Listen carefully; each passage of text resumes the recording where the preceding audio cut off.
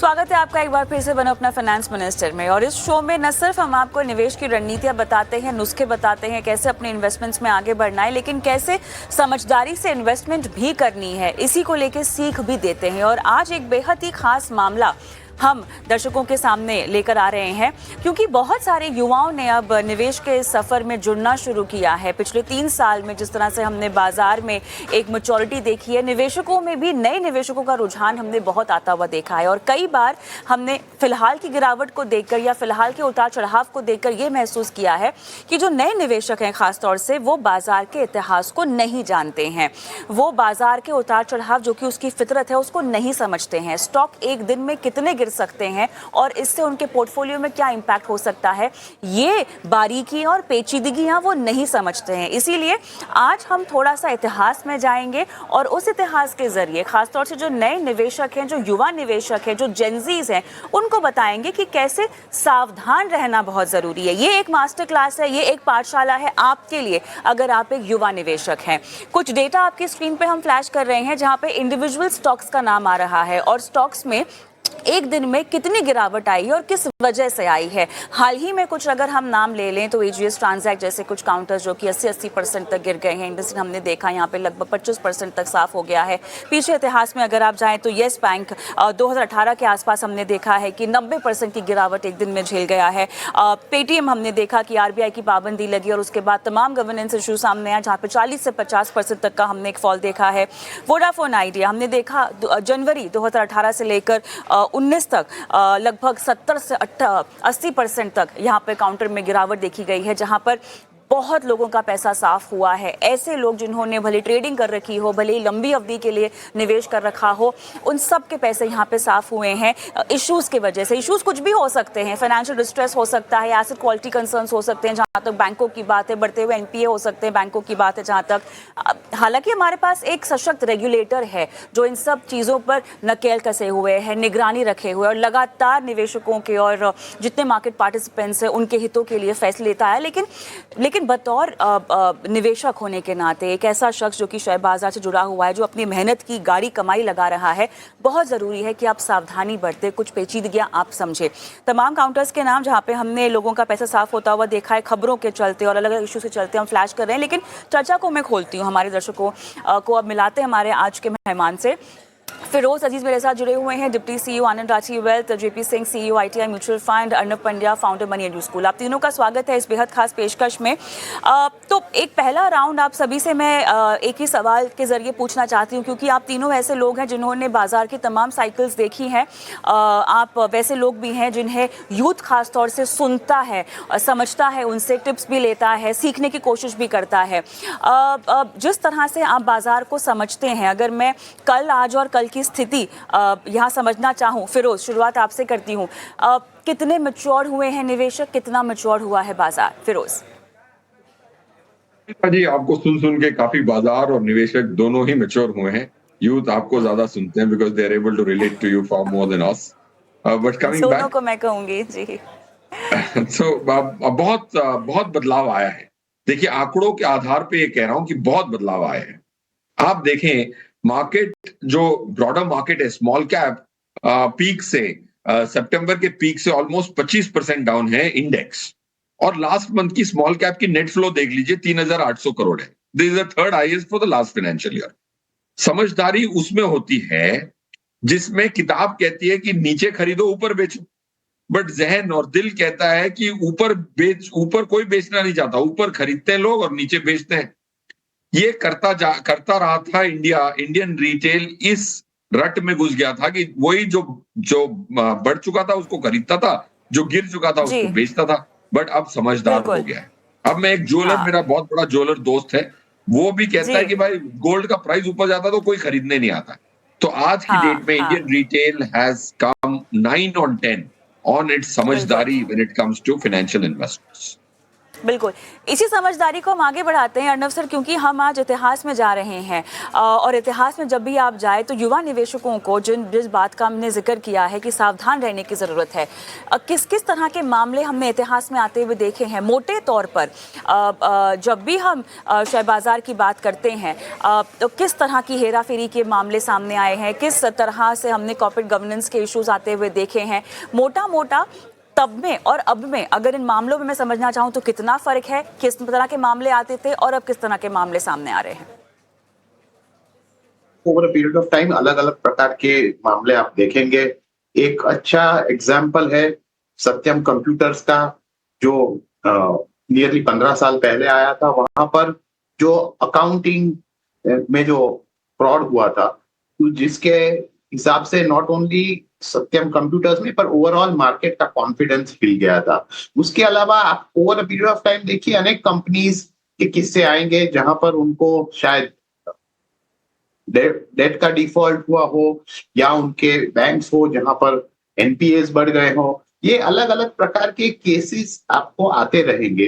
दो बड़े फर्क मैं आज की तारीख में देख रहा हूं। एक इन टर्म्स ऑफ कि जिस प्रकार से इंडियन कैपिटल मार्केट्स मैच्योर हुआ है, डेट मार्केट, इक्विटी मार्केट, तो पहले जो जिस प्रकार से जब ये इस प्रकार के किस्से आते थे तब जो ओवरऑल मार्केट इंपैक्ट होता था वो आज आपको दिखाई नहीं दे रहा है, क्योंकि पहले ये एक किस्सा ओवरऑल मार्केट सेंटीमेंट को इंपैक्ट करता था। आज की तारीख में आप देखेंगे तो इस प्रकार के किस्से सिर्फ और सिर्फ वो इंडिविजुअल कंपनी और उसके प्राइस मूवमेंट्स पे असर करता है। दूसरी बात ये कि जब इस प्रकार के इश्यूज आते थे तब जो निवेशक है, रिटेल निवेशक, वो बहुत घबरा जाता। आज की तारीख में वो आज लॉन्ग टर्म देख के वो अपने आप अपने पोर्टफोलियो के हिसाब से एक्शन लेता। तो ये निवेशक की बात कर रहे हैं आप, बिल्कुल सही। यहाँ निवेशकों के लिहाज से देखा जाए तो मैच्योरिटी समझ में आ रही है, निवेश का मकसद समझ में आ रहा है, लेकिन यही वो लोग हैं जेपी सर जो ट्रेडिंग भी करते हैं, जो स्टॉक स्पेसिफिक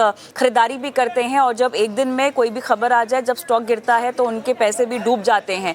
ये कुछ लोग ऐसे भी हैं जो शायद मेरे दोस्त ने कह दिया, रिश्तेदार ने कह दिया, या व्हाट्सएप यूनिवर्सिटी में कोई रिकमेंडेशन आ गई, क्योंकि आजकल मेरे ख्याल से इसको लेके बहुत फर्जीपना भी चल रहा है, उस तरह के स्टॉक से खरीद भी लेते हैं। अच्छा, इन जो मामलों की हम बात कर रहे हैं, इसका म्यूचुअल फंड्स पर कितना असर पड़ता है, उनकी गिरावट कितनी ज्यादा गहरा जाती है, जरा ये समझाइएगा जेपी सर।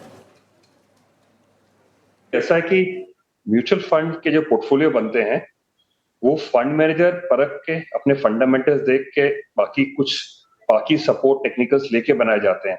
म्यूचुअल फंड के पोर्टफोलियोज में जो निवेश करते हैं वो जनरली इन्वेस्टर्स जो हमारे निवेशक हैं वो मेरी एक्सपेक्टेशन ये है कि गोल बेस्ड प्लानिंग में आते हैं और उनकी अवधि जो है, निवेश की अवधि है, वो मीडियम से लॉन्ग टर्म रहती है। डिपेंड करता है कि उनकी रिक्वायरमेंट कैसी है। सो यहाँ पे क्या कि पोर्टफोलियो परख के फंडामेंटल एनालिसिस करके हर तरह से वो बनाया जाता है। एंड डाइवर्सिफिकेशन, रिस्क मैनेजमेंट, उसका एक बेसिक अंडरलाइंग उसकी रिक्वायरमेंट होती है। तो यहाँ पे जो हम रोज बाजार में देखते हैं, जो कुछ चीजें हम ट्रेडिंग में देखते हैं, इसके अंदर इवेंट बेस्ड जो आपने प्रश्न किए, तो यहाँ पे इवेंट बेस्ड ऐसा नहीं है कि इवेंट बेस्ड कोई हो जाए बात, कोई शेयर में करेक्शन हो जाए, यहाँ इंपैक्ट नहीं पड़ता है। लेकिन यहाँ पे क्या होता है, क्योंकि डाइवर्सिफिकेशन होती है पोर्टफोलियो के, कोई भी पोर्टफोलियो में डिपेंड करता है, पोर्टफोलियो के ऊपर 30, 40, 50, 60, 70 स्टॉक्स होते हैं, तो और परसेंटेज के हिसाब से जितनी परसेंटेज होल्डिंग है उतना ही उसका नुकसान होता है। तो मेरे हिसाब से म्यूचुअल फंड में जो अवेयरनेस लाई गई है पिछले 10, 15, 20 सालों में, स्पेशली पिछले 5-7 सालों में ये कुछ तेजी बढ़ी है अवेयरनेस की। तो इन्वेस्टर्स, निवेशक इसके अंदर काफी मैच्योर हो गए हैं, और वो ना वहां पे रिएक्शन हम डायरेक्ट स्टॉक इन्वेस्टमेंट के अंदर जितनी हम रिएक्शन हो सकता देखते हैं, उतनी हम रिएक्शन यहाँ पे नहीं देखते। और जैसे मेरे दोनों दोस्तों ने कहा कि पहले से काफी अवेयर हो गए हैं अपने निवेशक, चाहे वो डायरेक्ट स्टॉक मार्केट में हो, चाहे वो म्यूचुअल फंड में हो, लेकिन म्यूचुअल फंड में काफी हद तक इसका इम्पैक्ट बहुत कम रहता है। मैं चाहती हूँ कि फिरोज, क्योंकि हम जब भी शो पर आते हैं तो बहुत सारा डेटा हमें देते हैं जिसके ज़रिए समझाना और समझना भी आसान हो जाता है। फिरोज, यहाँ पे थोड़ा सा अगर मैं कंपेयर करना चाहूँ, देखिए हम इंडिविजुअल स्टॉक्स की तो बात कर ही रहे हैं, साथ ही बता रहे हैं कि जो लोगों को गिरावट इस तरह का उतार चढ़ाव वो पचा नहीं पाते हैं तो आप म्यूचुअल फंड के जरिए निवेश करें, क्योंकि वहाँ पर भले ही उस तरह के स्टॉक पोर्टफोलियो में हो लेकिन वो केवल एक स्टॉक होगा, बाकी स्टॉक शायद आपके फंड की परफॉर्मेंस को ऊपर खींचने में सहायता करेंगे। लेकिन एक कंपैरिजन जो कि आप हमेशा देते हैं निफ्टी 500 और तमाम म्यूचुअल फंड्स का, अगर मैं पिछले एक साल में कुछ कंपैरिजन, अगर आपके पास डेटा हो जरा बताएं तो हम समझ पाएंगे कि कौन कहां पे कितने पानी में रहा है।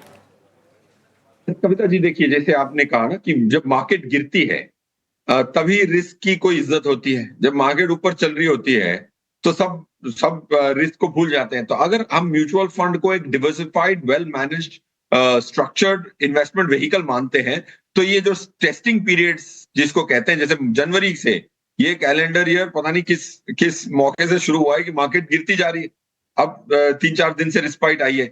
इस दौर में 1 जनवरी से हमने एक स्टडी करी, राइट, एनएससी 500 2300 शेयर करीबन लिस्ट एनएससी पे हैं जो ट्रेड हो रहे हैं, उसमें से 500 स्टॉक्स में ही म्यूचुअल फंड का लार्ज मिड स्मॉल सब कुछ खत्म हो जाता है 500 में, बाकी 1800 को तो माइक्रो कैप करार दिया गया म्यूचुअल फंड इंडस्ट्री में, इसी से रिस्क आधी हो जाती है।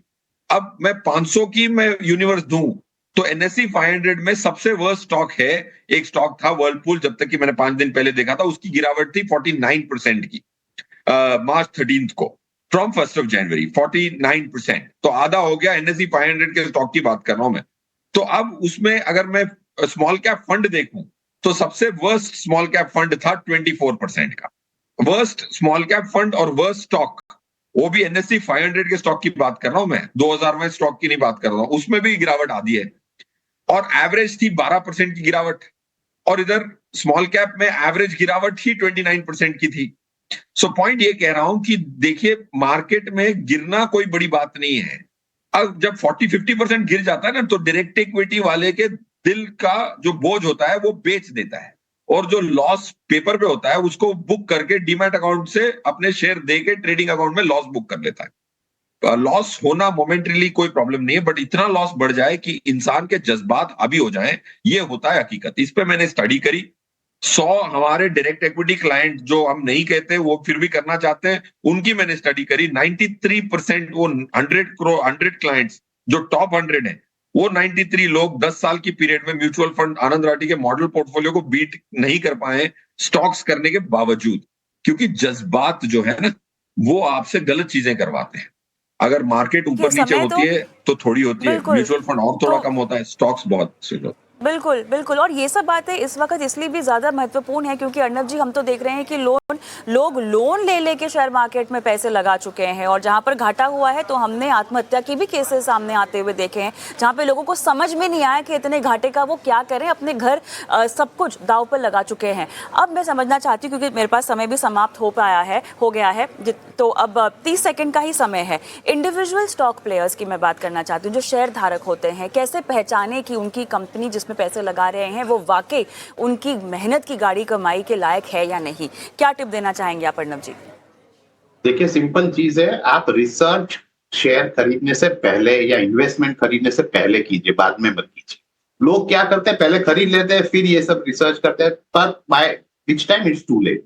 तो रिसर्च कीजिए, फंडामेंटल्स पे ध्यान दीजिए, कंपनी के मैनेजमेंट पे ध्यान दीजिए। अगर आप ये सब बेसिक चीजें करते हैं और पोर्टफोलियो डाइवर्सिफाइड रखिए, सभी कुछ एक चीज में मत डालिए, अगर ये करते हैं तो आपको अगर कहीं पर भी तकलीफ होती है तो it is not a big impact. तो यही आपको है कि इस प्रकार के माहौल में आपको सरवाइव करना है और फिर आगे जाते हुए अपने पोर्टफोलियो को ग्रो करना है। तो बेसिक्स पे ध्यान दीजिए और इस पे आप अपने निवेश आधार कीजिए, तभी आपको आगे जाते फायदे हो। जेपी सर, यहाँ पर बाजार नहीं समझते हैं तो म्यूचुअल फंड का रास्ता अपनाइए, उसका हाथ पकड़ लीजिए, ये सलाह आपकी? बिल्कुल, क्योंकि म्यूचुअल फंड में आप अपने बिजनेस पे, आप अपनी नौकरी पे, वहां पे ध्यान दीजिए कि किस तरह से अपनी कमाई बढ़ा सकें। बाकी निवेश जो है, मैं कहूंगा अगर आप निपुण हो तो खुद डिसाइड करिए, वरना एक एडवाइजर की, एक म्यूचुअल जरूर उसकी हेल्प लीजिए, एंड म्यूचुअल फंड का पोर्टफोलियो भी डाइवर्सिफाई करिए। इसी के साथ चर्चा को भी समाप्त करते हैं। आप तीनों ने समय निकाला और इस बेहद खास चर्चा में समय दिया, दर्शकों का मार्गदर्शन किया। आप तीनों का बहुत बहुत धन्यवाद। ऑलराइट, मुझे भी इस वक्त इजाज़त दें, लेकिन फिलहाल अगर आप भी सवाल कुछ पूछना चाहते हैं हमसे तो व्हाट्सएप नंबर आपके स्क्रीन पर फ्लैश हो जाएगा। नमस्कार।